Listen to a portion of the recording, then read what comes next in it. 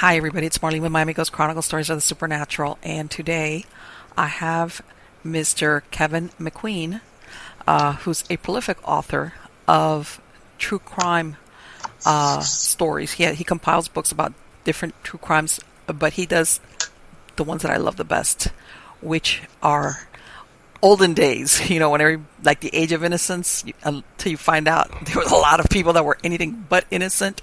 But before we get there, there was he is written. I'm going to bring him on, and I'm going to let him tell you guys about himself. But he has, these are true crimes, which is the best part as far as I'm concerned, because it's we all get caught up thinking that what happens nowadays when we hear about these serial killers or people that do horrible things, it's like, oh my God, it's never been as bad as this. And guess what? Yeah, sometimes it has been. So let me get him on here. Hey, Keven, how are you doing today? Hi, Marlene. I'm fine. How are you? Fantastic. Before we get going, I have a slide there with some of your books, even though I know you've written quite a few. And I know that you also teach, right? Is that correct? Yes, I teach English composition and world literature at Eastern Kentucky University. Okay. All right. Which, of course, that's why you're an author. It's difficult to be in those fields and not want to write. So how did you ever start writing in this genre, per se? What was it that interested you about that? Well, I was always interested in historical true crime and true ghost stories, supernatural kinds of topics. Okay. And where I really got started, I would love to write fiction. I've never been able to write fiction, though. I just don't seem to have the imagination for it. So I like to take incidents that really happened and try to retell them in a creative sort of way. But I was a tour guide for several years at a place called Whitehall near Richmond, Kentucky, which is a huge mansion built by an emancipationist named Cassius Clay, and the place is allegedly haunted. So I worked there for a number of years as a guide, and there had been a few books about him, a few biographies and histories, but they struck me as being a little out of date. And I'd been hearing all these stories about him from his family members that would come through, and we had old letters written by him that had never been published, so I had all this new information about him, and I thought I'd write a book about him, and I did back in 2001, and it turned out to be my first book.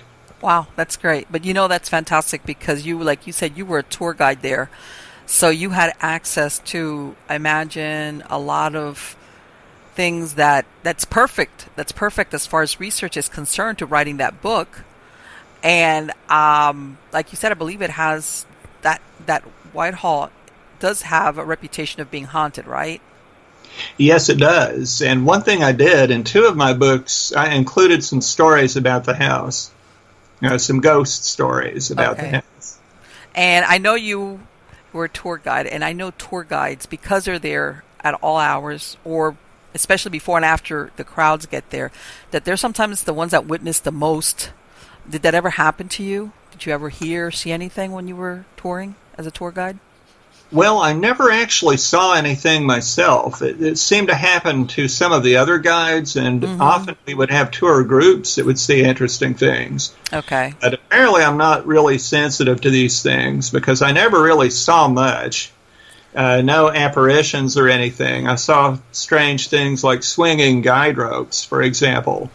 You know what? That a lot of people think that when you witness something, it has to be something dramatic, like you said, like, I saw a full body apparition. But sometimes being a tour guide, when you see things like that, anomalies when you're saying, okay, even something as basic as a swinging rope, where you really, if you think about it, you can't think of a plausible explanation why it would be doing that. That does fall into that.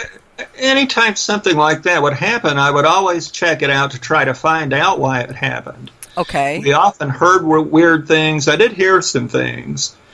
Sometimes, I don't know how to describe it, but just sort of olfactory smells would take place. Some explainable, some not. mostly I heard things, if anything were to happen to me at all, but I never really saw anything. Each time, though, I would try to check it out, though, to try to see what the cause was. Right. And you know what? And I understand, and which is great, but that happens a lot. Sometimes places that are large and old, you're going to have noises. So you can say, okay, that was the wind, a bird. I mean, there's a million plausible explanations. And even though you went and you checked it out, it could or it could not. But still, it's easier to, how can I say, keep on working there and not have one of those encounters where I've heard of people that work at certain places and that's it. They have an experience which basically they turn in their letter of resignation the following day. But I think that's a fantastic basis for that first book. So what happened? You wrote that first book. Obviously, you were a tour guide there. You had all this information, and then from there, you wrote about that area where was it, Richmond? Or did you go to some other location as far as what you wanted to write the next book about? Well, my first few books were all about Kentucky, which is where I live. And then gradually I branched out and wrote a couple books about Indiana. Okay. And then I did one about the entire South. And now I'm working on some that are coming out fairly soon. I have two coming from Indiana University this summer, one covering the Midwest and one covering California.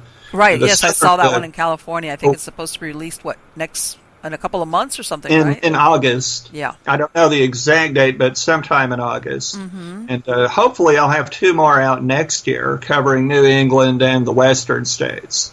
Okay. And, I know, and I was saying, when I started the show, which is I love true crime, but I especially love true crime, especially like what you're writing about, which is, everybody thinks of the good old days, when people didn't do horrible things or, They need to get an old microfilm machine and look through a few old newspapers, and they'll be surprised. And that's what made the papers.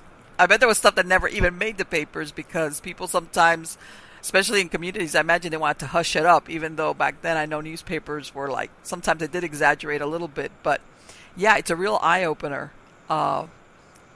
And especially the kind of crimes that were committed, they could be pretty bad as far as the things that people did. No, there's nothing new. It's all been done before. Yeah, they don't have in other words, if you took that person and you plucked them out of, let's say, 1890 and you put them into 1990 or 2009, we'd be hearing or, seeing something on the internet about who they killed or wiped out or something along those lines. Because yeah, that's true. Yeah, when you were doing your research, and it sounds like you said, the only source back then were newspapers as far as, documentation, maybe some books, I imagine. A few books, some court records. Okay. Birth certificates, death certificates. There's quite a few things out there, but mostly what I get comes from old newspapers. Now, and I know that back then, especially, like you said, what made the papers was when it involved a prominent or well-known family that was supposedly respectable families that, sometimes they were looked up as they did no wrong, and then truth comes out. They were pretty rotten. Those are usually the most interesting stories. Yeah. Yeah. And what do you think, what was part of it? Do you think it was because of their social status that they were able to get away with things for a certain amount of time, or how do you think that comes about? I'm sure social status had a lot to do with it, yes. That things were hushed up until something finally happened that just could not be covered up anymore. The things usually come out eventually. And as a matter of fact, because I was looking through some of your things, I love this. I think it was one of the ones that you wrote out of Old Louisville. It was in Old Louisville. Something about the guy that his last name was Wing, and he came from a prominent family, and his wife was prostituting herself, and I was like, huh? I was like, what? So, I mean, she came from a good family, too. Yeah, that's what I was... They were both from very prominent communities and very prominent families, yet she ended up a prostitute. He ended up murdering her, so... Yeah, and it makes you think, you always think of people ending up like this to be like from the lower, the echelons of society. And here these are two well-born, well-educated, supposedly members of society, and they're like engaging in the worst behavior. And well, like you said, he killed her. And so that goes to show you that that didn't preclude from people taking a left turn in their lives. And I saw something also that his own brother had also killed somebody else, right? I mean, the whole family was kind of like, eh. Yeah, one of his brothers did, and I think another one committed suicide. So yeah, okay. Obviously, there was a violent streak in the family. Yeah, they were troubled. That's the nice way of putting it. I also there's another book that you wrote, which was the one about the Axman from hell, okay, which I thought, well, I think all of them are interesting, but to me was, when that a lot of people don't realize that back in those days, having an axe or a hatchet was very commonplace in households, and as gruesome as it sounds now, for somebody to go in there and kill somebody, in that story, where somebody was, what was it, New Orleans or... No. Yes, it was New Orleans. It was New Orleans, right? Where yes. They had Italian families being targeted. Yeah, Italian grocers and their families. So this is one of the uncaught serial killers from American history who's really creepy and really terrifying. Mm-hmm. And they, like you said, he went in there and they never, besides the fact that they never caught him, I guess they could never explain why he was targeting Italian grocers, of all things. Hard to say. Very hard to say. For years and years, basically people have been saying, well, he must have had some kind of grudge against Italians, but judging from what we know about serial killers now, he probably was an Italian. Yeah. Because they tend to sort of hunt among their own ethnicity. Right, like he had something groups that they're comfortable with. Right, that He there was was really something scared. there that he was acting out, like, who knows what it could have been. It could have been a million things that he was resolving in his sick head. And True, because so it we'll stopped never just as know. easy as it started, right? Well, I'm sorry.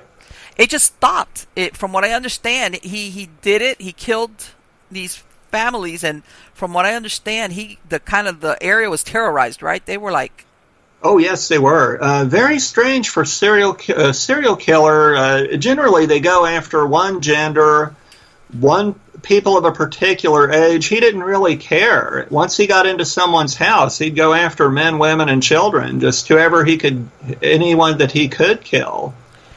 so he was more interested in or either that or what they, because they're so cold-blooded, is no witnesses, even, it's like, Yeah. wrong place, wrong time, out of here. So he did leave some witnesses, Oh, so he we know did? just a little bit about what he looked like, but not much. Not much. And Real creepy story. how long was he killing? Do you remember how long it took those crimes? Well, as you say, he stopped abruptly. Right. I'm not good at remembering details off the top of my head. I believe he started around 1908, kept it up for a couple years, stopped for a while, then came back in 1916 and kept on till about 1918. And you know Assuming it was all by the same person. A woman named Miriam Davis has written a really, really good recent book about the subject, and she clears up a lot of misconceptions about the case. Okay. And you know what? The reason why I asked you was, and you answered it, was that he did some killings, he stopped, and then he came back. And we even have more modern serial killers that do something like that, where they lead the double life, and if their personal lives are okay, they kind of stop killing. And then if something happens to them in their personal lives, or something that impacts them, then they just... What they call a trigger, or a stress, like losing their job or something. Or something like that. And it makes you wonder if this guy was one of those, was it that he left town and he came back? It's possible. Or was it that he was married and had a family and appeared to be anything but what he was, and then something happened to him personally and he took up where he left off. Could be. We'll never know, I'd say. One good theory is that he possibly went to jail for a while. Sure. For something unrelated, and nobody, of course, knew exactly what he was or who he was. And once he got out of jail, he just continued right where he left off. Then the mystery becomes, why did he stop? Because, as with Jack the Ripper, all of a sudden it comes to an end, and no one has any idea why. Right, and I think it's looking at it from the practical point of view, so many killers or so is because they talk. They get jailed and then they talk. Oh, I did this, or that murder, I was the one that did it. And then there's the smart ones that just never say anything to anybody. That's even true. Even if they're incarcerated, they never tell anybody. They don't want to own up to it, like, because they don't have anything to prove. And then, like you said, if it's something minor, they get back out. They don't have a cellmate that can say, hey, when that guy was here, he told me he did this, this, and that. Which a lot of these murderers, that's how they get caught. Because they just have an instinct to talk or boast. Yes, and some of them absolutely people just can't seem to keep their mouths closed about anything like this that they do. Oh. Miss Davis has a very interesting theory that he actually might have been a burglar, a professional burglar, which was how he got in and out of these houses so well. And it's possible he was sent up for burglary for a few years. Yeah. In other words, he would burglarize sometimes but somewhere along the line he had to feed his appetite for killing, because from what I understand, when he killed these people, he was just in there to kill them. He would make it look like a burglary gone bad. He'd go through drawers and he'd open boxes and that sort of thing, but he never, or very, very seldom ever took anything. It was just plain to everybody that he wanted to make it look like a burglary. But it wasn't. But he was there for something else. Right, and the fact that he was targeting that ethnicity, that of course speaks to more than just I need some money, or I want to get some stuff and fence it. And as a matter of fact, now they're coming out, I believe they're going to have some type of special or documentary where they're trying to tie in Holmes to Jack the Ripper. And I haven't seen it. I don't know how they're basing it, or how they're tying it in, that basically Holmes went to London, committed the murders as Jack the Ripper, and then came back, which is why supposedly he suddenly stopped. The murder stopped, just like what you described.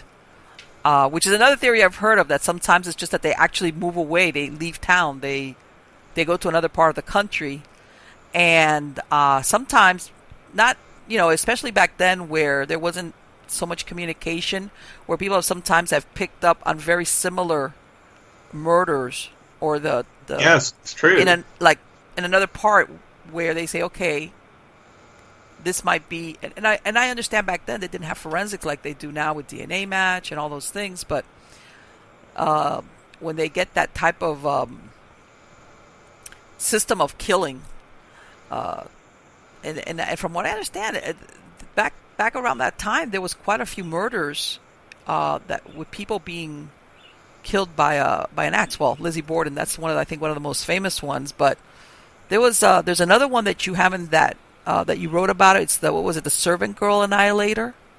Oh, right, in Austin in around 1885, I believe it was 1885, 1886. Okay, but he got caught, right?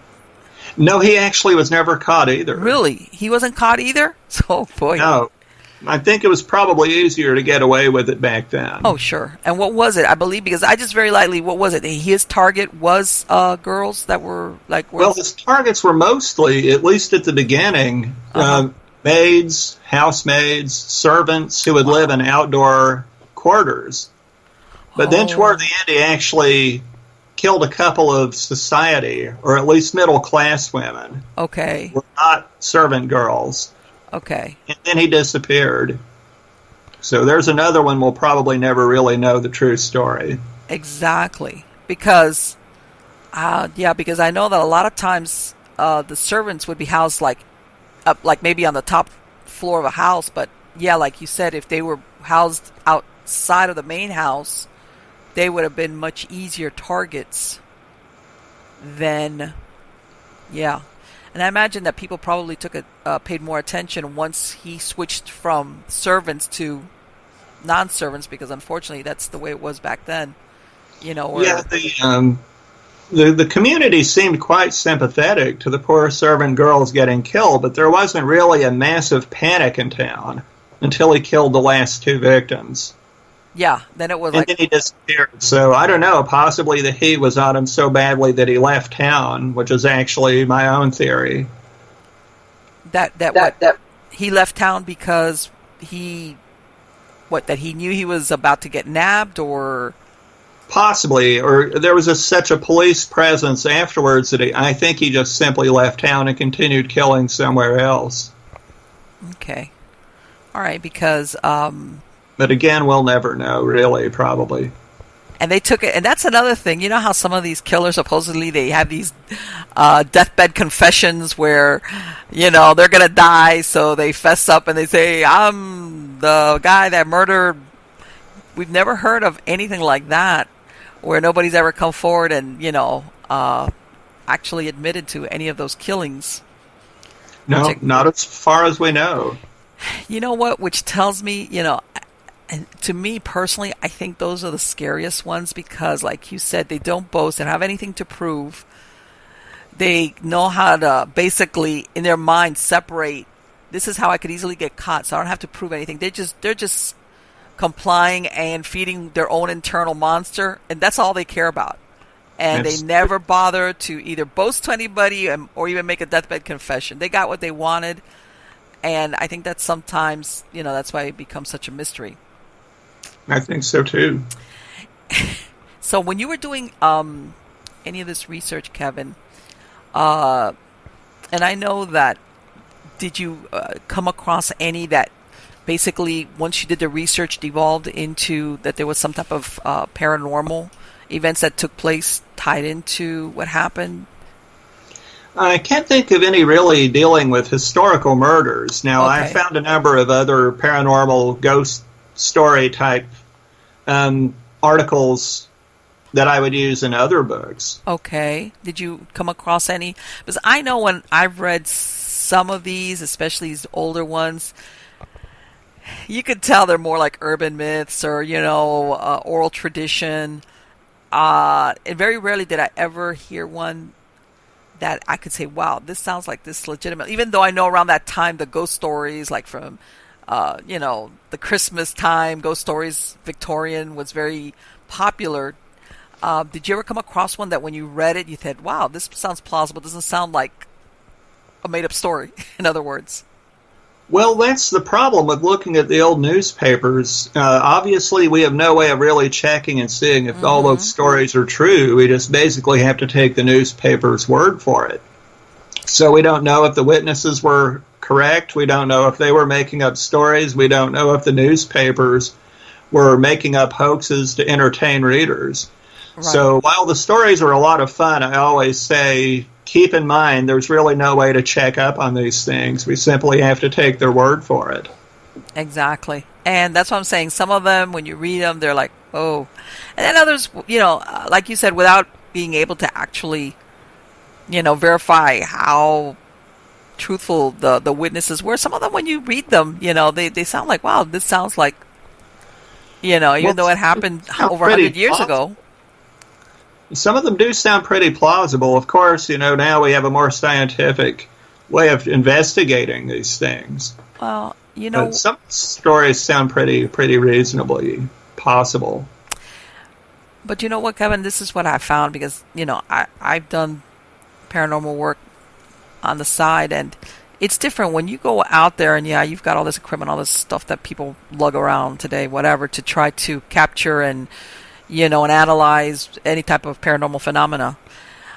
There's just a lot of things that happen to people when first of all, they're not investigators or they're not prepared to capture anything. It just happens to them. They're at a certain place at a certain time and they witness something. And they're not there to capture any evidence or they're not expecting to see anything, but it doesn't take away from the fact that what happened is actually truthful or that there's some type of supernatural agency behind it. Even if they can't explain it. And that happens to a lot of people.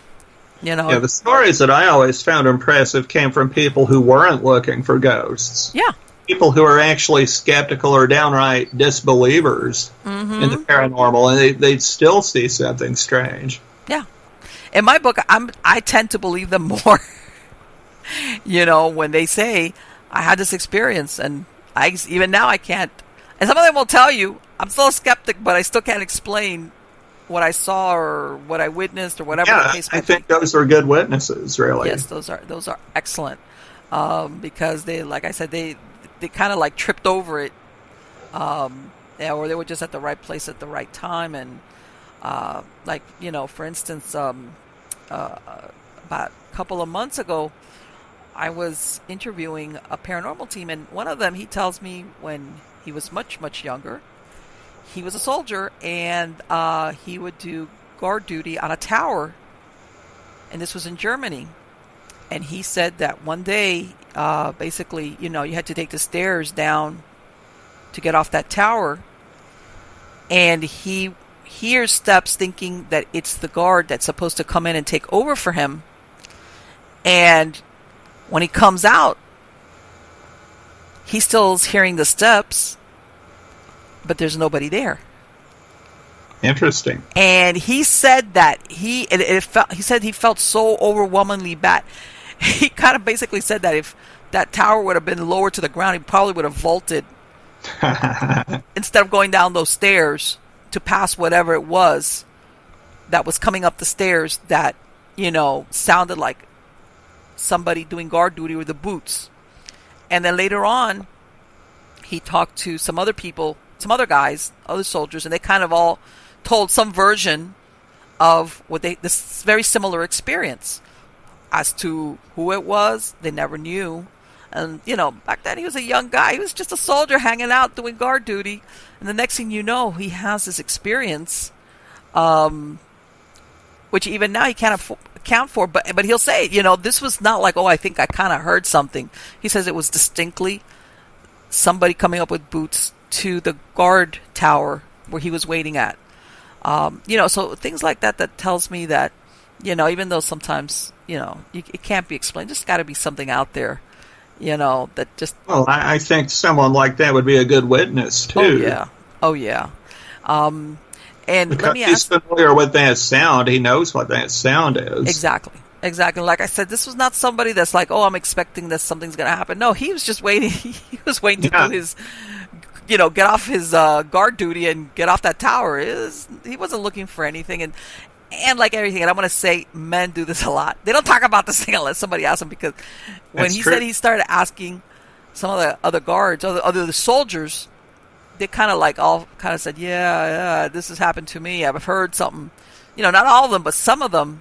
So, but nobody has said anything because I guess nobody wanted to be the odd man out and be, you know, like, oh, you're weird or what's wrong with you. But once he talked about it, then, yeah, that he realized that it just wasn't him that was having this experience, which is always a good thing when people are freaking out about things.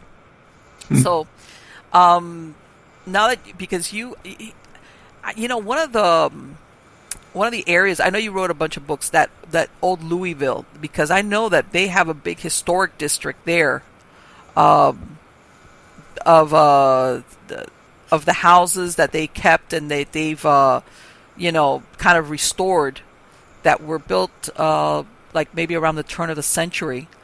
A lot of it like is post Civil War. Do you find that some of these, well, I want to say older areas that are a little bit further east in the United States, they have more rich history than when you go out west? Because you told me you just are finished doing the one for California, which is kind of like a newer part of the United States, kind of. You know what I'm saying? Yeah. I guess, you know, the older sections like New England. Or deep in the South, Virginia, for example, or Georgia. I would assume would have possibly more ghost stories simply because it was a more populated area longer ago. In other words, more time for things to happen. Right. So that would be my guess anyway. Well, even though, of course, out west was when everybody was running around shooting everybody. Yeah. But it was, it was a frontier. It was the Indian Territory, and then as they pushed west, and they had all these boom towns or mining towns that sprang up, because of the gold rush and all these different things that happened out west. So I guess they have their own version of unusual things. So, Kevin, when you wrote this last book about California, is there any area or any story in particular that you could tell us about that happened out there in California? Well, I didn't get as many ghost stories as I would like. Okay. There's a lot of ghost stories from California, but I try to write stories that have not already been done many times. And that's difficult. I know that can be difficult. So that ended up being a shorter chapter than I'd like, but I think it was kind of a funny chapter anyway. Well, you know what? And I know exactly what you mean, because sometimes certain stories, they're written to death about, and after a while, that's also why I was asking you, because they have a lot of very well-known areas or towns that, everybody knows about. And then there's others, because you sound like you're a great researcher, and usually that's when you come across stories that nobody's ever heard of. And then when you read about it, you're like, wow, I can't believe nobody's ever, written about this event or this family or this house or this. Well, I think those are the best stories. Yeah.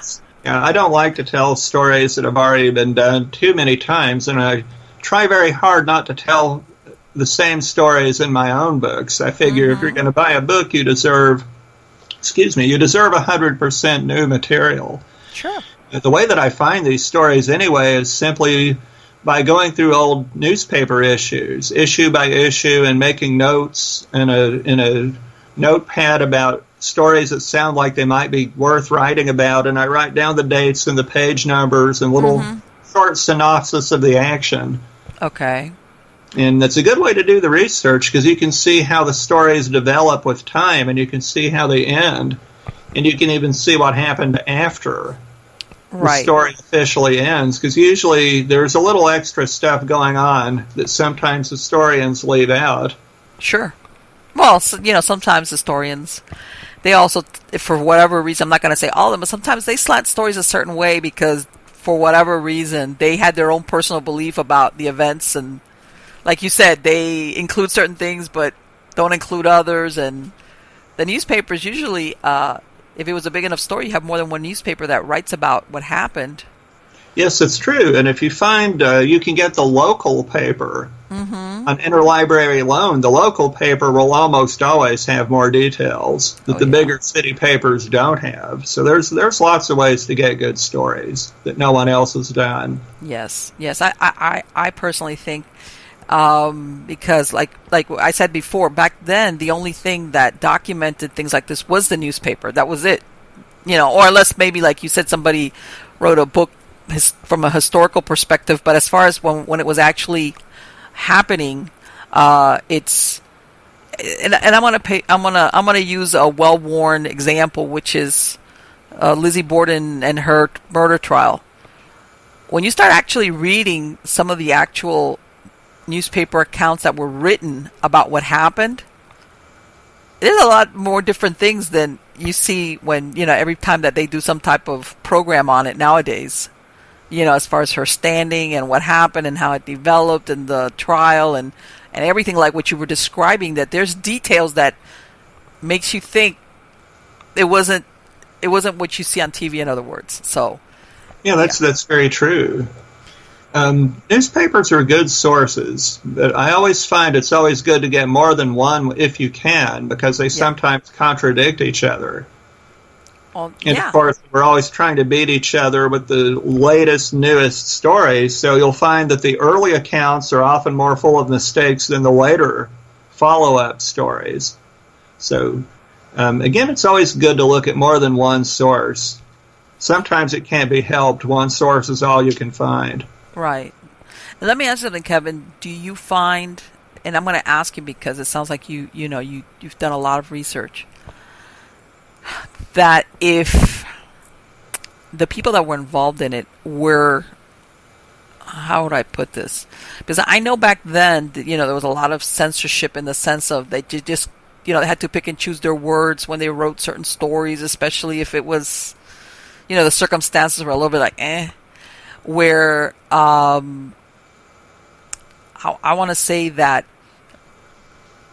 articles were written using certain code words, or they even wouldn't write about and I'm going to give you an example, like that story about the Louisville couple, that she was a prostitute, but it got written up because, of course, he was a very well-known part of a prominent family. She was also, that she ended up being a prostitute. But when things happened, when they were on the lower echelons of society, that some of those things never got written up. Do you find that at all, or? Usually the newspapers from the era, I imagine the libel laws were not as strict then as they are now. Right. Because usually they don't even use the word allegedly, for example, when describing someone who's accused of a murder. They just give names. And it's true that they're kind of euphemistic about things, but if you read enough of the papers, you kind of figure out between the lines what a lot of the code terms mean. Right. And you can figure, I'm sure even readers at the time could figure it out. They just had to use their imagination a little bit. Right, because I know back then there was like a concern with not offending sensibilities, that kind of thing. And I have read some articles that it's like exactly like what you said. If you know what you understand what they're trying to write, but you could tell that sometimes I had to pick and choose their words when describing certain things. They would never use directly. For example, let's say instead of saying the word prostitute, they would use like fallen woman or something like that. Yeah, the euphemisms there are just wonderful. Yeah, things like that.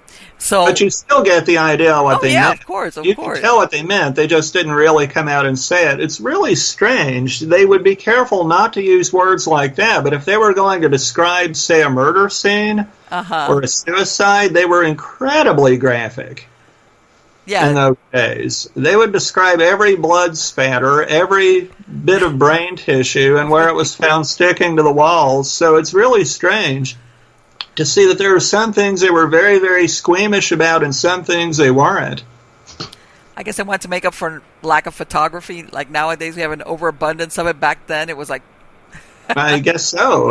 Often they would use, newspaper artists would simply go to crime scenes and they would draw pictures, which actually turned out to be very good, very accurate pictures. Mm-hmm. But because they weren't reproducing photographs in papers, at least not until about the turn of the century, like you say, they would have to paint these pictures in words to describe crime scenes and what people looked like.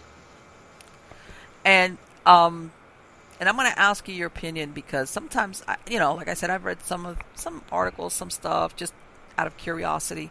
You know what? We sometimes always think that Law and Order back in those days was like a jury of 12 men, and almost that nobody really received justice.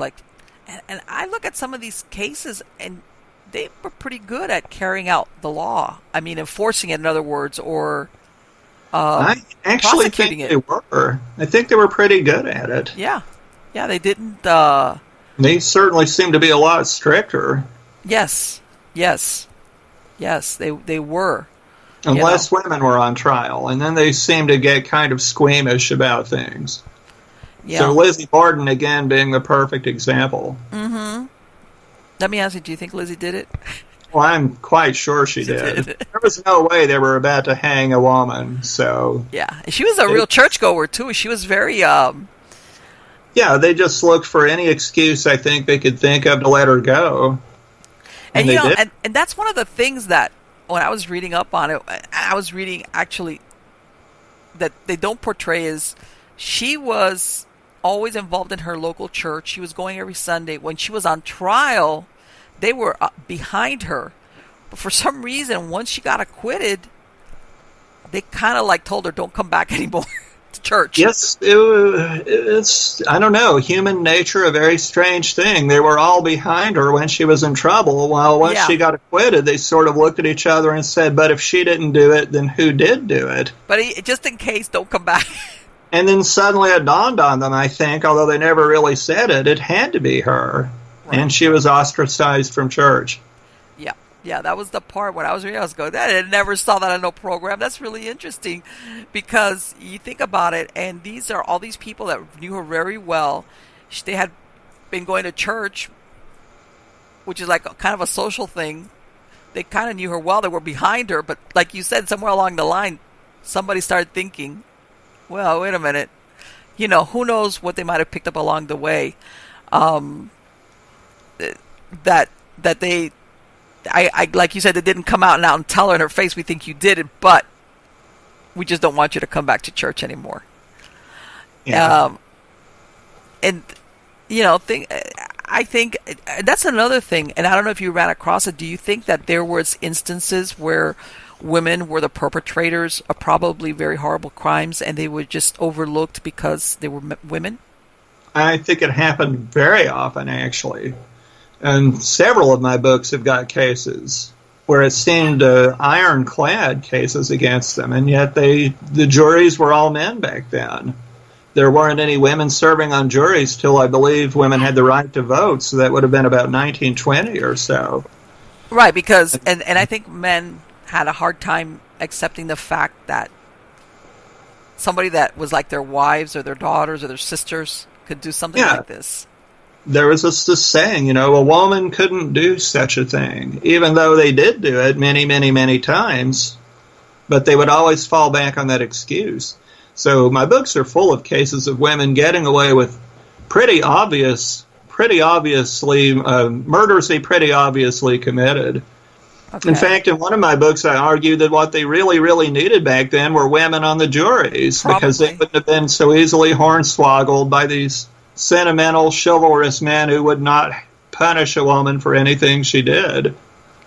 Well, I think that would especially hold true if it was something, because, you know, you've always seen a lot of women that murder with poisons, you know, or they, you know, stuff like that. Usually poison. You know, but women could very easily do something much more drastic than just poison. But it was, you know, even if it just like hit him over the head with something and then, you know, finish him off. But like you said, that was really difficult for men to think, especially if she looked innocent, I guess is the word I'm looking for. If she was young and pretty, she'd get off every time. Those days are over. Yeah, my books are filled with cases like that. It's almost a running joke, in fact, if you read enough of my books to see how often this happens. Really? Yeah. And, you know, that's what I think is so interesting, because, you know, a lot of these historical true crimes, like there's a set that always gets publicized, Lizzie Borden being one of them. But then there's a whole set, which is what you've gone across and what you've written about, which, you know, are not notorious for some reason. And then you see this trend, like you said, when you look at a X amount of them, that you say, wait a minute, she did it. And do you think, did you run across any cases, because, you know, and I think this happens to men and women, but especially women, where they end up killing somebody because for reasons of passion, because they hate the man or whoever they killed. It's not premeditated. It's not a serial killer kind of killing. Yeah, just They're sort of driven to it, in other words. Yeah, crime of passion, heat of the moment. Yeah. Do you find that was more than that, or did you come across some that it was like, you're just killing because you just want to kill this person, period, even if you're a woman? Plenty of both, actually. Plenty of both. Yeah. And usually in the cases where it was a crime of passion, a heat of the moment thing, killing some seducer or something like that, in cases like that, they almost inevitably got off. Okay. Were there some that... even in cases where they did it premeditatedly, the juries usually find some excuse. Usually what they would do is they would declare the woman, insane and let her off on an insanity plea. Okay, wow. Because they just didn't want to face any other sort of verdict, any sort of punishment. Do you think that, which is what I was going to ask you, did you come across anywhere, which is, I guess you answered the question, where it's evident this person did it, where they lessen the sentencing because the evidence, it was just they couldn't look away, but when they came to sentencing her, they either acquitted her or gave her... Acquitted or found a lesser charge, manslaughter, second-degree murder, insanity plea, something like that. Very often, very often. In fact, I would go so far as to say that was usually the case. Really? Because, now, one thing I do have to say, that I think that, though once that happened to you, man or woman, but especially a woman, you better, like, go change your name, because that kind of, that taint would follow you around. That was like, you know, you're lucky. Yeah, they get off legally, but of course, getting off socially is a different story. Yeah. And again, Lizzie Borden, perfect example. She was acquitted, and then everyone in town turned their backs on her. She's another one I can never understand. Supposedly, she ended up inheriting and was a wealthy woman. She stays in this town where everybody is looking at her thinking you killed your parents, whether they deserved it or not. Yeah, and I never got that part about her. I would have, like, sold that house and gotten out of town and go live somewhere else. I would too. Maybe it was just stubbornness or something. Yeah. I'm not really sure. Her sister lived with her for several years, and then eventually she moved away because she couldn't stand it anymore. Yeah, that's what I'm saying. I don't know. She was just, I don't know if she, like you said, maybe stubbornness. She wanted to just prove you're not going to drive me out. Who knows what went upstairs with her. Do you think, well, and that's another thing I've noticed, that back then, contrary to what happens now, that they can follow you and know every name, people kind of could move around and take on new identities. And much easier. No social security numbers, no DNA. So it was quite simple to move off a few hundred miles away and change your name and change your identity. And nobody would be the wiser because, again, there was little or no photographs of people. It's not like now. Somebody just happened to recognize you. Yeah. You had a very good chance of getting away with it. Yeah. Or starting, which sometimes when we were talking about earlier about some of these people that killed and then they stop and then maybe later on. As a matter of fact, there was a case. This is a much more modern. I want to say it happened during the 60s or the 70s into the 80s, and it happened in the Northeast. I can't remember now, where this gentleman was even a minister at his church, and he killed his 3 children and his wife. Oh, John List. There you go. And they find, he tells everybody that they're leaving on vacation, something like that, and they find everybody dead like a month later without him. And they catch him, 20 or 20-something years later. He's reinvented himself. Unsolved mysteries. I think that was in New Jersey. Right. But yeah, he moved out west, if I remember correctly, and changed his name and his identity, and he got away with it for 20-something years until he was featured on Unsolved Mysteries, and right away someone in his new town recognized him. Right, and it's what's really that this is the part where that I think that once they profiled him, they said, you know what, because he was an accountant. This is the thing. In his first life, he was the paragon of virtue. He was an accountant, married, 3 children, very active in his church, and apparently his life was going downhill all of a sudden. So he decides to cut off the I guess what he thought was dead weight, kills his kids, all 3 of his children, his wife. I think he killed his mother too. Yeah, I know he decimated everything. But then when they catch up with him, he's still an accountant. I guess was all that he knew. Right, they profiled him and they said, you know what, because of his personality, he's probably going to be doing the same type of work, and that's exactly what he was doing. Yeah, it was pretty eerie. But yeah, that's a good example of somebody, even in modern times, managing to get away with a new identity for many, many years before being caught. Well, they think also that the fact that he had a month's head time, because he had set up that scenario where they were leaving town on vacation, so they did not discover his family dead inside the house for 30 days before he was very clever about it. Yeah, Yes, that they basically, like, he was able to set himself up and totally just disappear underground. Um, and you know, one of the things, and I asked myself, and luckily I've never been in that position, but, and I'm sure, Kevin, maybe you ask yourself if, that it makes you think, if you're living with somebody like this for many, many years, that it never crosses your mind that this person is capable of killing you and your children. I don't know, there's something in me that tells me there's got to be something that tips you off. It does make you worry somewhat, doesn't it? Oh, no, I'm not. No, but, okay, I'm going to give you another example. This guy, that BTK killer, the guy that, well, he's still alive. He's in jail. Okay. Yeah, Dennis Rader. But he's another one. He's a code enforcement officer. He's very active in his church, family, you know. Turns out, you know, he's been killing people horrifically for all these years. He was a really interesting case because he stopped. Yeah. He stopped. And usually the conventional wisdom is the serial killers don't stop unless they are stopped by getting killed themselves, by getting put in jail or whatever, but he just stopped.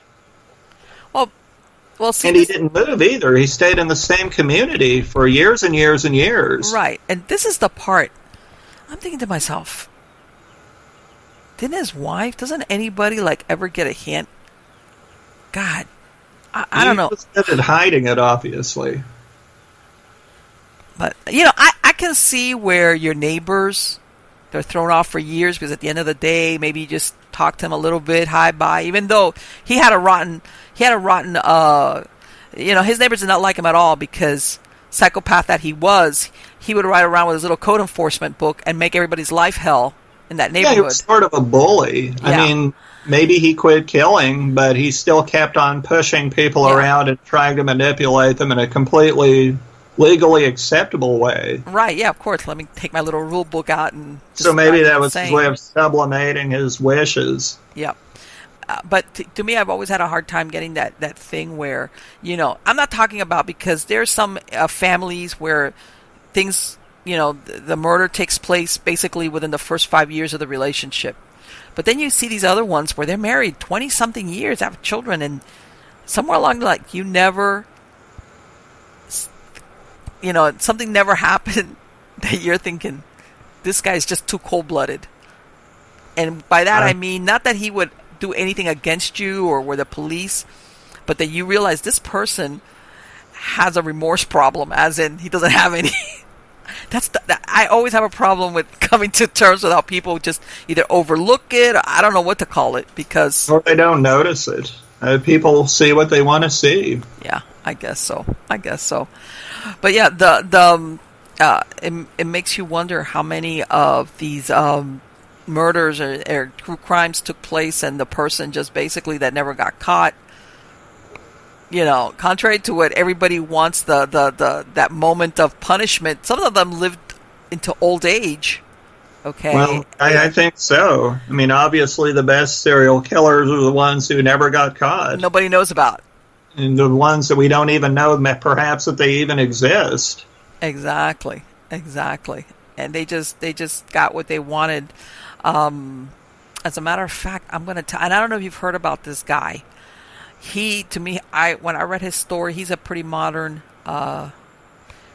serial killer. His name is, or was, I'm sorry, Israel Keys or Kais. I don't know how they're pronouncing it. And he got caught. Oh. He was a young guy. Alaskan, I think. Yeah, he lived in Alaska. Yeah. And that guy was really, he was really scary. And he eventually got caught. Let me tell you something. He was planning out murders years ahead of time. And when I look at that, I was like, he was so organized that it was really, really scary, because even this guy, the BTK killer, he basically got caught because he didn't realize when he printed something out that the computer, you know, in other words, technology got the better of him. But this other guy, he got a little bit sloppy, but some of the things that he did are like, wow. And I'm thinking to myself, if you took that personality and you put them back 100 or 120 years in the past, I could see where people like that could kill for years and years and years and move around and do this and do that and grow to old age and nobody would be the wiser. Oh, I'm sure many of them did. That people have just got this idea somehow that there weren't very many serial killers till the 1970s. Right. It's just I don't really think that's true at all. I just think the 1970s was when they got a lot better at recognizing them. Right, at profiling and certain, certain personality traits or, whatever that goes into. It's like saying human nature suddenly changed in the 1970s. No, I think that... I'm sure not. No, I think that there's been psychopaths or sociopaths. It's just that, like, again, DNA, forensics. Yeah. I think sometimes if you had cases now, if you had a certain title, like if you were a doctor, you got away with things. People didn't look hard at you, or if you had came from a certain family or money, I think probably before the 1970s, 100 years ago, 150 years ago, there were plenty of serial killers, but there was no name for them, and they were, if they were on the move or they changed their names, changed their identities, there was really no easy way to track them. Yes. Well, the stories that you write about, like I think you see it up close, especially what was documented by the newspapers. Which is, those things did happen. People were getting killed, or they did horrible things, and people like. Sometimes I run across things where you always think of people back then, like eloped and left their wives. They ran off with other men. You always think of it as that's a modern thing, and back then it happened. Yes, it did. Where people would just up and leave with somebody else, and it wasn't always the man. Very hard to catch them. Yeah. Until a telegram was invented and you could actually send messages very quickly from city to city, it was really, really hard to catch people. Yeah. Yes, it was. And, but things like that did happen where,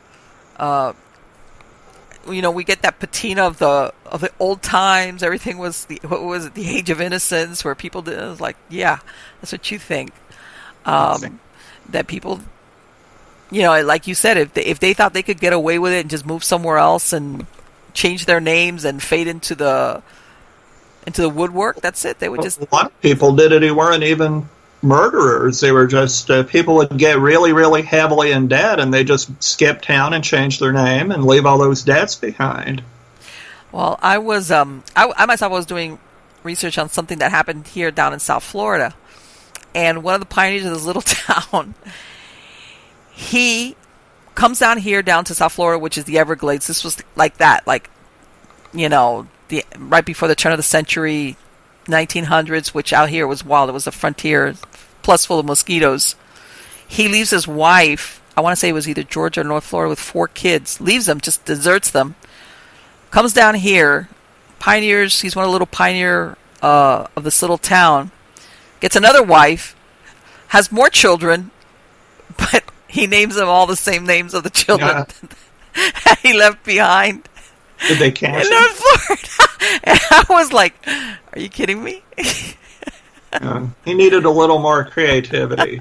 And I'm looking at that, and it was like, he just up and just left. I'm leaving. I'm out of here. Bye. I don't want to be a husband. But then he comes down here, and he had the 4 children, and I think he had 3 more. I think he had a total of like 7 children with his second wife. But the first 4 he named for the same names of the 4 children that he left behind. And I'm like, what is that? Was he missing them or something? So, and he, people did things like that, and and what's really funny is he was much admired in this town that he helped put up down the Everglades, and he was like one of the founding members, and he grew to be an old man, and things like that. And when you look at his past, it was like, okay, there you go. So, and you're right. I guess when things got really crazy, the next thing you know is you're gone. You're out of here. And I mean, especially if you would go into one of these big cities like New York or any of these places in the East where there was a very high population. It's really hard to catch people. Yeah. Yes. Let me ask you something, Kevin. Did you run across any more stories where the victims, it was based on ethnicity or anything like that? We're looking at it from a modern perspective. You mean where the killers were... for example, that one, the Axman, they were... oh, my little dog's having a moment here. They were... it was going... it was like a really little dog. That's my little Chihuahua. She gets away with everything. She's 12 years old. She runs the house. But anyway, where it was Italian families, okay? And like you said, maybe his problem was that he was Italian himself, and he had this thing going on in his head where that's the victim he wanted. Did you run around against other cases where it looked like, maybe they didn't get it back then, but now that you look at it, you realize that they picked that certain victim based on their culture or their ethnicity or something like that? Well, it seems to be the case with most, not all, but most serial killers, that they do pick people of a certain gender, a certain race, a certain look even. Mm-hmm. The way victims wear their hair, for example, there's something about that particular look that they're after. Wow. So that's probably true of most cases. Yeah, that there's something that in particular. Did you ever do any research about, I don't think they caught that one either, which took place in Atlanta, and I think the majority of his victims were black women, and same thing. There was a bunch of them that were killed, and then it just stopped. And do you remember when this was? Was it in the... I want to say 1912? It was after the turn of the century. Sure. It was I might have something about that. I've got these really, really extensive files on these things. So I should look that up. I seem to recall I do have a little something on that, but I don't think he was caught. Right, no. It was never solved. And he slew a bunch of women. Like he was really savage, and it was like... And it's exactly like what you described. A bunch of killings... unfortunately, because of the times and that they were black, they weren't really being paid attention to, and then all of a sudden it just stopped. He killed a bunch of women savagely, and then it stopped. And again, it makes you wonder: did he leave town? Did possibly, he or go to was jail? Did he get killed? Yeah. Sometimes I even think, and here's me like going off, and it makes you wonder if some of these perpetrators are.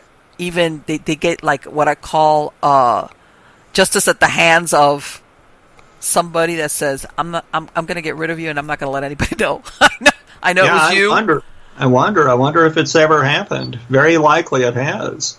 I'm not going to let anybody know, or I'm not going to go through a trial with you or anything. I know it's somebody saying, I know you did it. I can't prove it, but I'm going to see to it you never do it again. Yeah.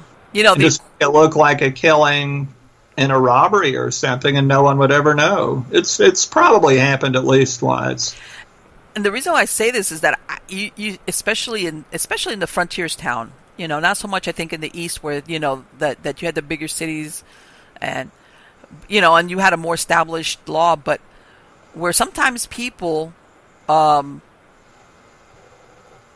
they were accused. The law had to beat away lynch mobs, okay, because they were ready to execute this person. Forget the trial. And I'm thinking to myself, you know what? This probably played out in certain circumstances where it wasn't a mob that showed up. It was somebody that they kind of like said, I know who you are. I saw what you did. Something along those lines. And it was like, I'm going to lynch you. Not lynching technically, but gotten rid of this person. Who knows how, and just buried him somewhere or whatever, dumped his body. Who knows what? Yeah. And I would be very surprised if it never happened. Well, as a matter of fact, the other day what was it? I was surfing on the internet, and I had seen this before, but it was like, and this happened like I want to say the 1890s in South Dakota, and this was one of those gold town boom towns for the gold and everything. Anyway, this guy works for a couple who have a restaurant, and he gets fired But I guess he realized while the time that he was there that they kept the money. It's those times where people would live above the... Really, really weird you should bring that up. That happens to be one of the stories I'm working on for my Western book. Which one? Is it going to be the same one? Whoa. Yeah, that's that story. The one... I totally recognize it. Off the top of my head, like I say, I can never remember details. Uh-huh. I think it was South Dakota. Yes! That's it! Oh my God! Kevin, what a coincidence! I was reading that. I was like, what? We're in a restaurant, and he was a colonel, and they fired this guy. Right. Just like you say. But he remembered they had money stashed away in a trunk or something, so he came back and he broke in. Apparently, he didn't really mean to kill the woman. He just wanted to break in and steal the money. But she surprised him, and in a panic, he killed her and her dog and stuffed them in a food locker. And the next day, a waitress found them.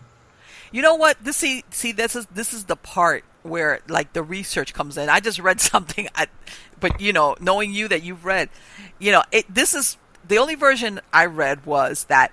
Yeah, that he goes in there knowing that they keep money, okay, and she's still in bed, and that supposedly he had taken a cleaver from her kitchen. Yeah, that's it. And that her dog is barking, and that when he's trying to kill the dog, not her, but somehow or other, he ends up hitting her here on the basically between her on her forehead and almost takes the top of her head off. According to him, that his defense was he really didn't mean to kill her. He was trying to get the dog, which he still ends up killing with a butcher knife. But do you really think? I just think he wigged out when she maybe woke up or something or found him. Let's face it, she could identify him. Yeah, I think so. The thing that made me interested in the story, because it's. I hate to say an ordinary kind of murder, but it's sort of an ordinary thing, A guy breaks in, he kills someone out of a sheer panic. What made it interesting to me was the fact that the sheriff actually allowed her husband to be the hangman. Oh, my God, I didn't know that. Yeah, I just happened to find that in old newspaper articles. Isn't that great? He wanted her in. She said, let me hang the guy, and the sheriff said, okay, sure, why not? But see, and that was one of the things that, from what I understand, when they arrested him, the law had to stand guard because the people of the town were ready to lynch him. It was forget the they were about process part. Yeah, and I'm thinking, I didn't know that. Yeah, wow. That was the detail that made me say, oh, good story, I'm going to do this. I think that is a great story, and I see now what you mean, especially when you get all that extra detail, which, Well, it was an interesting thing. I found other accounts of it, but only one of them mentioned the fact that her husband was actually the hangman. And that's, as I mentioned earlier, it's always good to try to find more than one source, because you'll always get stuff out of one source that the others don't have. And that's a good example. Can you imagine this man? You should bring that up because isn't I thought that it was weird? A pure case that no one's heard of, and you've actually read about it. Yeah, because to me it was, and I read it. I can't remember now how I came across it, to be honest with you. But sometimes you surf around and when you click somewhere, and then before you know it, you're reading something. And well, as soon as he said out west, 1890s, man and a woman who ran a restaurant, I said, oh. Yeah, this is I know that. I just wrote that up like a couple of weeks ago. And I think that, well, let me tell you something. Talk about that husband getting some type of, what do you want? I guess you want to call it some type of justification, something out of it that he was able to actually hang the guy. And it's the only case I know of in history that's where a widower, a spouse was actually permitted to hang the person who committed a murder. Think about it. I guess the law said, why not? It's going to hang anyway. Well, and that's another thing. Now that you brought that up, I read that, usually, back then, the gallows, you were supposed to snap your neck. Yeah, that was ideally. But that in his case, he didn't. It took him 25 minutes to strangle to death. I think that's correct. Which, from what I understand, sometimes they would do that on purpose. Sometimes, but not. Usually, when that happened, it was a mistake. But I do know of one hangman who actually would do that on purpose. Well, I've heard that it's long in the job, but he actually would do that. Right. I've heard that, yes, that sometimes it was like that you had a hangman who didn't know how to tie the noose like a certain, in other words, how they would tie them a certain length so that when the person would drop. Yeah, and the knot always had to be behind someone's ear. Right. So that's one thing you see in the movies that they actually get right. But I've heard of other circumstances where purposely the person was allowed to strangle. I do. In other words, we're not going to let you just hang and snap your neck. We're going to let you strangle because they knew that it would take X amount of time. Extra punishment. Extra punishment, right. And I wondered, when I read that, I said, God. And now that you told me that thing about her husband being part of the hanging party, wow, see? That's me thinking overtime that I wonder if that was like a purposely done to let him suffer for 25 minutes. Possibly. The source didn't say that, but that is possible. Yeah. Sometimes hangings were just simply bungled. Sometimes, though, it's kind of a bizarre topic, but sometimes bodies have muscular spasms even after death. So sometimes these guys were hanged and killed instantly, but they would just sort of jerk around in the air, and it looked like that they were alive and strangling, when in fact they were actually dead. Yeah, that the muscle spasms. Yeah. Well, to me it was like that. They noted on there that it was a 25-minute thing.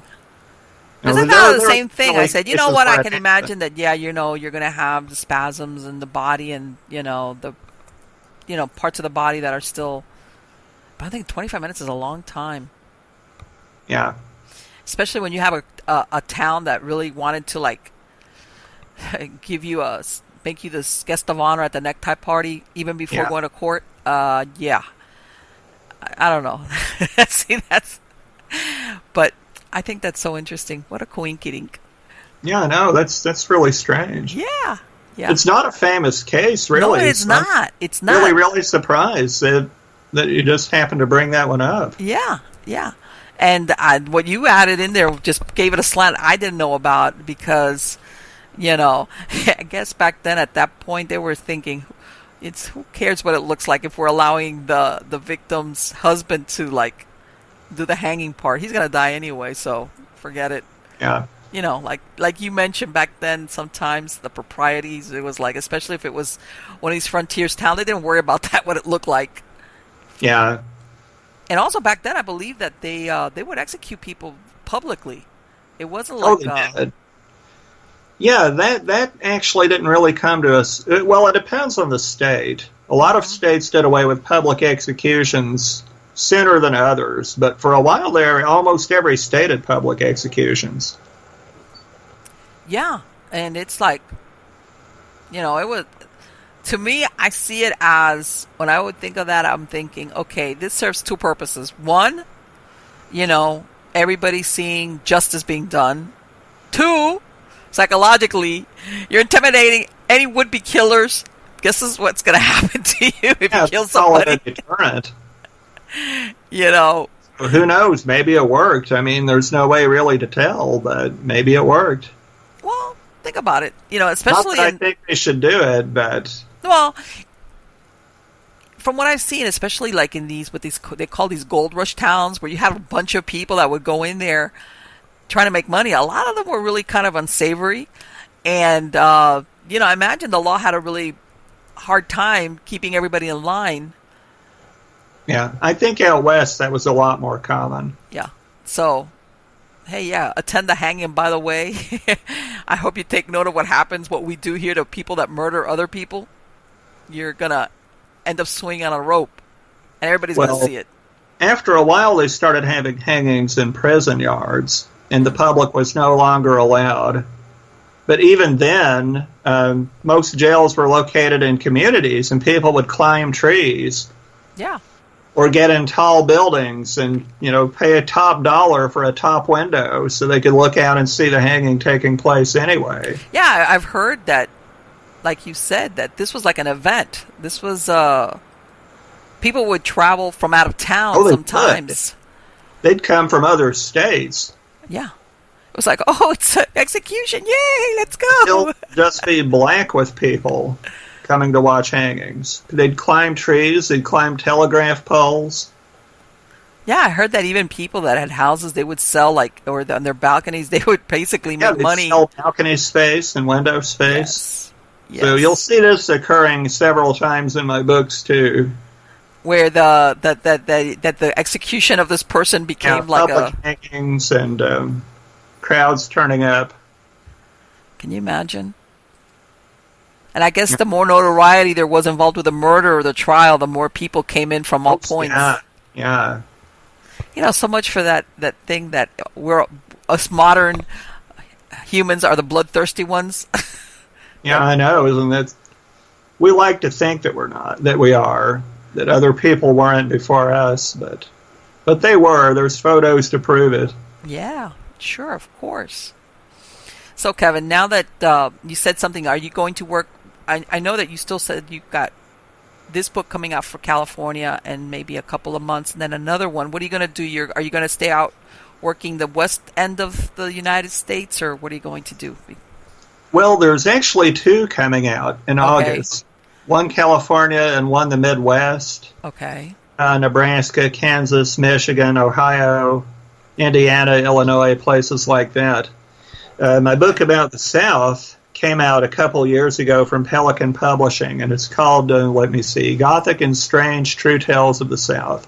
Okay. Then I'm working on two right now. Oh, you One are? of them is a New England book, which I hope will be out next year, but also, as I mentioned, a Western book.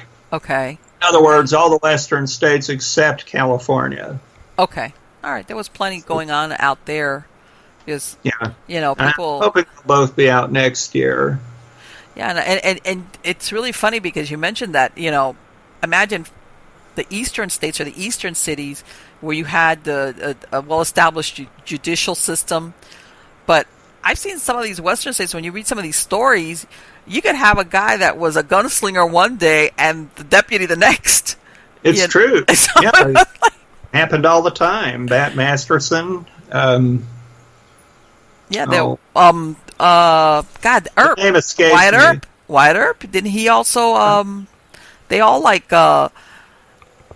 think John Wesley Harding actually worked as a lawman for a while. Yeah, because you would get appointed, I guess, or I don't know if you got appointed or if you got voted in, but I guess back then, if you had a bad reputation, not too bad, but bad, especially if you had a rough town, you were like, you're the man we want. So you killed a couple of people. Okay, that's all right. Yeah, exactly. Work for us. Yes. You're fast with a gun. That's what we want. Yes. And I know in some cases,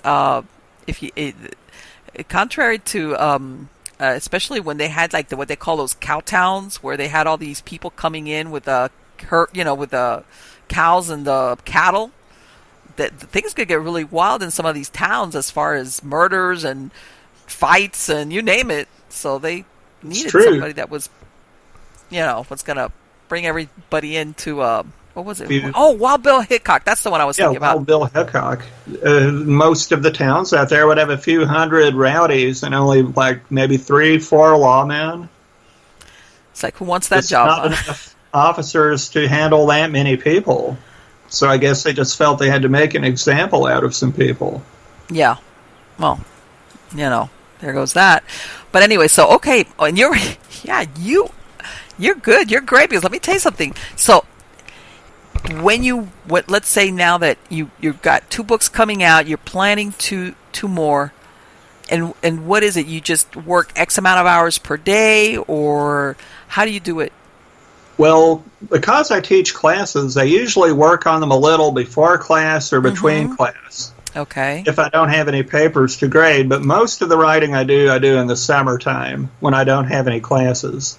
Oh, okay. Which we're right. So I just do huge amounts in the summer, and then I do all the little things and touch-up work the rest of the year.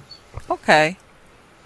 And I imagine, I can think that if I find interesting stuff on the internet, I imagine that going through all these newspapers, you must find so much stuff that you're like, okay, I'll leave this for the next book. Oh, well, I do. Yeah, I try to keep some good stories back because I never know when I might need them for something else. Sure. But yeah, I think that, that sometimes history, the way it's written, is not entirely accurate, if you know what I mean. And it's always, best to get more than one source if you can. Yeah. And you get 2 or 3, 4 sources, even if they contradict each other a little, you can generally figure out what happened. Well,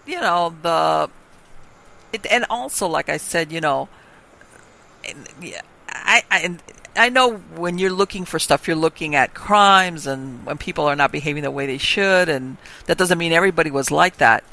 But bizarre things in general. Looking for. I keep tracks on all kinds of topics I find interesting. Excuse me, even topics that aren't particularly strange, because you just never know when some of that knowledge might be useful. Well, that's going to tie into something else. Absolutely. Keven, thank you so much for spending this time with me. In the credits of the show, I am including the link to your website. I have put in slides of some of the latest books that you have out now, including the one from California that's coming out, the Axman from Hell, all of those. But I know that you've written a lot more books. Okay, so like I said, if people want to, they can just go to that link on the credits to go directly to your website. Oh, and great! Also on Amazon, I know that you've got the books. The ones that are available anyway, they'll be on there. Or they should be. Yeah, thank you very much. I appreciate it. I love this. I love those stories. This is, as much as I like the ghost stories and everything, I do. Especially from that time period, the Victorian type ghost stories, Dickinson, all that stuff. I do love the true crime from that age because, like you said, some of the things you come across are so bizarre. And so unlike what we're brought up to think of what took place during those times where people were very circumspect and Victorian morality and blah, blah, blah, and not really. Not all the time anyway. They're very dark topics, but I try to write them up in a way that's at least a little lighthearted and humorous to try to take the edge off the darkness. But you know what? You made a very good point, Keven. It's human nature, and humans are humans now and they were humans then. Okay. And I think sometimes people did get away with certain crimes the length of time they did because people didn't want to look at certain aspects of people doing horrible things. And that, again, it still happened. Yeah. But anyway, thank you so much. I'm going to be following up on that book. Okay, thank you very much. That one, the one from the South Dakota, it's coming out. It's one of the ones you're working on right now? It's one I'm working on now, and hopefully Indiana University will accept it. If they do, I think it would probably be out next year. Okay. I got to follow up on that one especially. I'll get it out one way or the other. But that one, because that was just too much of a coincidence. That was pretty weird. That was very strange. Yes. And knowing the kind of research that you do on this stuff, I definitely want to see what you write up on that. Well, thank you. That is... Let me tell you something. That was pretty horrific, and I don't buy the thing that he was trying to kill the dog. If my mistake hit her across here, but that would have been terrible aim, wouldn't it? And I'm telling you, I don't know why that duck stuck around. Anyway, no, me either. Take care, Keven. Thank you so much for the time. I really appreciate it. It's been a wonderful, wonderful interview. I'll be getting in touch with you. Okay? Thank you. I appreciate it very much. Take care. Have a good Sunday. Okay, you too. Bye. Bye-bye.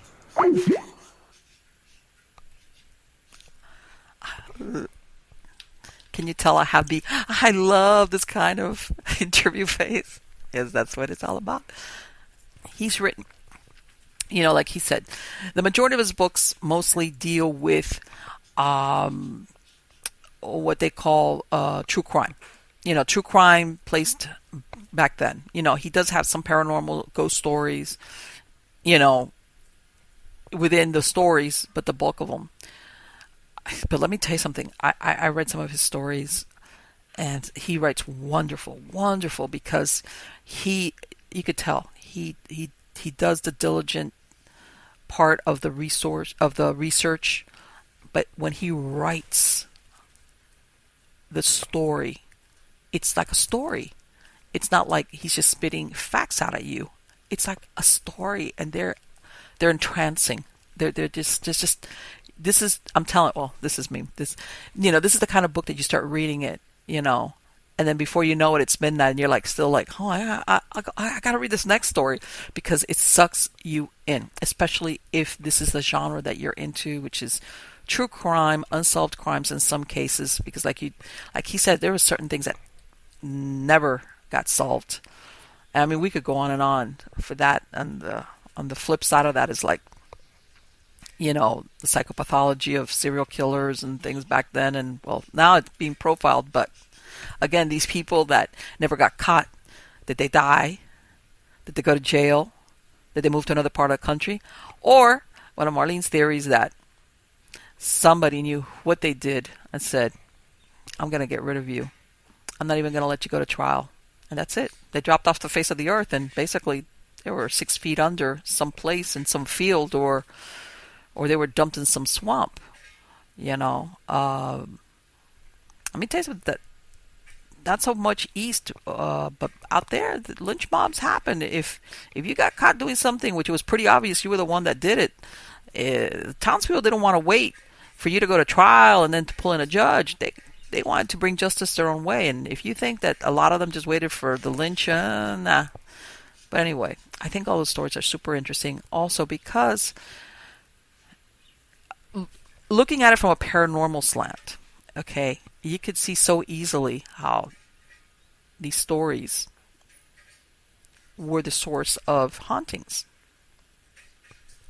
Whether it was the person that was victimized, or the killer, or the place where it occurred. I mean, it could have different versions of it, and sometimes nothing comes of it. But anyway, as far as if we go by that paranormal paradigm, sudden violent death, unresolved, no justice for the victim, these are all the ingredients that a lot of paranormal experts say are the underpinnings of intelligent hauntings. So, I mean, if you want to go a step further, even though basically what he's describing is all these crimes, and in some cases, and I think that sometimes it was pretty obvious who the victims were. But considering back then that there was no DNA, no forensics, sometimes no communication even between, I mean, if you don't think there's communication now sometimes between police departments here, back then, even if they were adjacent, where there were other killings, other victims that were never brought in or tied into this set. I mean, it could go on and on from there. That's why when I read these stories, which I love, I extrapolate all these versions of what happened outside of what was actually reported. So again, I urge you to check out Keven McQueen and all his books. Let me tell you something. You're going to love his style of writing. It's fantastic. It is fantastic. Anyway, guys, I hope you liked the show. I hope you're going to subscribe to my channel, and you're going to hit the like button. And again, I want to thank you all very much for coming and looking at the show. And I hope that you're going to come back every week, and you're going to look at what's the new topic, or the new person, or to see me running around trying to run down some paranormal location, or some work on my Ovilus. Again, also, please hook up with me on Facebook and on Twitter, because I do live stream on both of those social media outlets when I'm out in the field. So, it's Sunday for me, guys. Have a great Sunday. As a matter of fact, have a great summer. It just became summertime. So have a great summer. Take care and be safe. Thank you. Bye-bye.